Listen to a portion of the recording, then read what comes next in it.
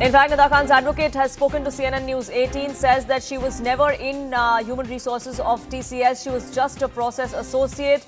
She is 3 months pregnant, which is why she's applying for this anticipatory bail, is what the advocate has told us.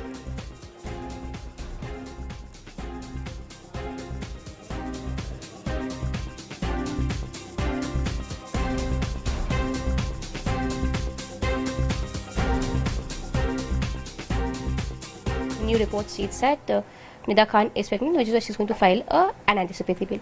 We speak to Nida Khan's lawyers here. We have Palak and Mr. Said here with us. We speak to them and try and understand. So please tell us, what are the grounds on which you're planning to file an anticipatory bail? Well, there are many grounds, out of which one is that she was never an HR, which allegations are being made. She was a process associate in TCS, and she's pregnant. She's 3 months pregnant. We have documents for the same, and there are more grounds that I cannot disclose, but we'll be filing the bail application soon. But Nida's name specifically is only in the very first FIR filed with the Devlali police station bearing FIR number 156/26. In that, Nida's name has been specifically mentioned about hurting the religious sentiments. She uttered some things about Hindu gods, I would say. So her role is attributed only to the part of hurting the religious sentiments. That offence is section 299 of the BNS, which is punishable up to 3 years. What is the family saying in defense when it comes to all the allegations that are being put forth against Nida? The family is clearly saying that all these are false allegations. She's been falsely implicated in this crime. Yasha and Ananya, both my colleagues, join us. They've been tracking the developments in this case. Yasha is the one who spoke to the lawyer of Nida Khan. The anticipatory bail plea has been moved. What is the details on that front, Yasha? What is the update on the anticipatory bail application that was going to be filed by Nida Khan? Because days after the FIR was filed against her, she's still in the wind. So yes, when it comes to the anticipatory bail application, it might take a couple of days for it to be filed. Clearly, when we spoke to our sources, they've said that yes, it is in the making on particular grounds that there was just one FIR in which Nida Khan has been mentioned as an accused. Secondly, they're filing anticipatory bails on the ground that she's 3 months pregnant, and which is where it's important to protect the, it's important to protect her as someone who is pregnant, and which is where they will be filing an anticipatory bail, but it could take a couple of days before it's been accepted in the court. However, so far, when we speak of tomorrow is when we see that 2 accused in this case who've been arrested in the second FIR, they'll also be produced before the court. So far, yes, Nida Khan has been on the run, but an important development as far as this case is concerned is that the husband of Nida Khan, who is in Mumra, has in fact been questioned right now by the Nashik police SIT team. They are questioning him, but so far sources also indicate that he is not in the know-how of what really was happening. Details emerge about how Nida Khan, who was at Nashik earlier, took a transfer a couple of months back. Almost 2 months back was when she moved to Bhiwandi and then to Mumra. So when she took this very transfer from Nashik was where she was working in the same company, but as a transfer to Mumbai. Then she was staying with her husband at Mumra. So far, her husband does not really know of her whereabouts.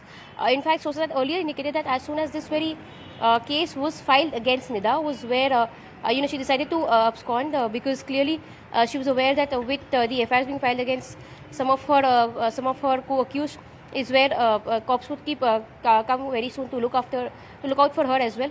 But amidst all of this, of course, there are 2 aspects. One, the fact that the team of Nashik police is trying to find people at Mumbai, that is at Bhiwandi as well as at Mumra. But on the other hand, what's important is that the family is also trying to reach out to the court, knocking the doors of the court so as to ensure that she's protected on the grounds that if at all there's any kind of an investigation that she needs to adhere to, then in that case she will help. She'll help and coordinate with the investigation. But one of the prominent ground is that there's only one section against Nida. The section being that she heard the religious sentiments of the first accused in this first victim in this case, along with the accused Danish, and that's where this very case that we talk of is the first victim's case at Devlali camp. police station, wherein she's also alleged that Danish had sexually assaulted and molested her, a rape charge against Danish, and that's why they've gone ahead to say that Nida Khan was the one who also hurt the sentiments of the victim in this case. As far as the lawyers are concerned, they've said that because the jail term in this is only 3 years, so which is where that will be a very important ground for them to argue before the court and ask for an anticipatory bail for Nida Khan. In case that is approved, is where we'd expect that she'll be appearing before the Nashik police SIT. But so far, yes, she's been on the run. Nashik police SIT has been trying to trace her for the last couple of days. And yes, the sources have confirmed that she was at Bhiwandi, at Mumra and all, and subsequent locations. So the team is trying to find out, fetch her at both of these places. Yes. Right, stay on with us. Ananya is also joining us, getting us more details on this. Ananya, so far many arrests have happened. The SIT is investigating into all of these links. How is it that since the 25th of March, since the FIR was filed, the police have not even been able to track a particular location for Nida Khan, let alone even question her? Absolutely. So, as my colleague Yesha just highlighted, that police has indeed tracked down to 2 locations, Mumra and Bhiwandi, and her husband has also been detained to question about her whereabouts. And yes, it is a question that will be asked to the police and to the SIT. That 25th March was the date when the FIR was filed against accused Nida Khan. Now, all 7 other than the 8th one have been arrested. They are being questioned. They have been taken in custody, but how come the 8th accused Nida Khan has not been arrested yet, let alone arrest? Her location also has not been traced yet, because sources tell us that she was staying in Nashik, Bhiwandi or Mumra, and her latest location is presumed to be Mumra. It's a small, densely populated area in Mumbai, is where her last location is known to be. And if her husband is detained, now it will also investigation will follow as to if her husband knows about her whereabouts at all, because as of now Nida Khan stays absconding. Now her lawyers have been telling that she has indeed re-established contact with her legal team. Her relatives have indeed contacted the legal team. Her counsel is been preparing to file her anticipatory bail. It's already in process and could be filed anytime soon. Grounds will be her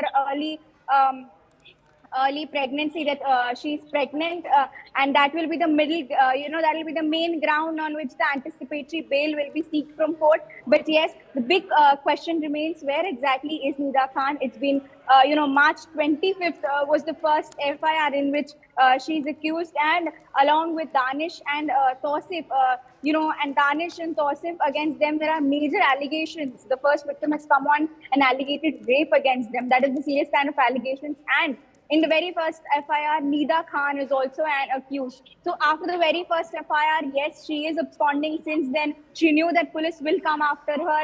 And yes, she stays absconding. Police, in fact, has launched search teams to find her across from wherever she may be found, because she will be a key access to this case for further investigations as to till what extent was this very syndicate, this conversion racket that has come to light, till what extent was this operating, and also were there other people involved? Was it just an isolated syndicate that was operating, or were there other people involved? Was this happening at other places? Was someone giving instructions? Will come to light once Nida Khan is arrested. She's taken into custody. Questions will follow, and yes, many key points to this investigation will come forward.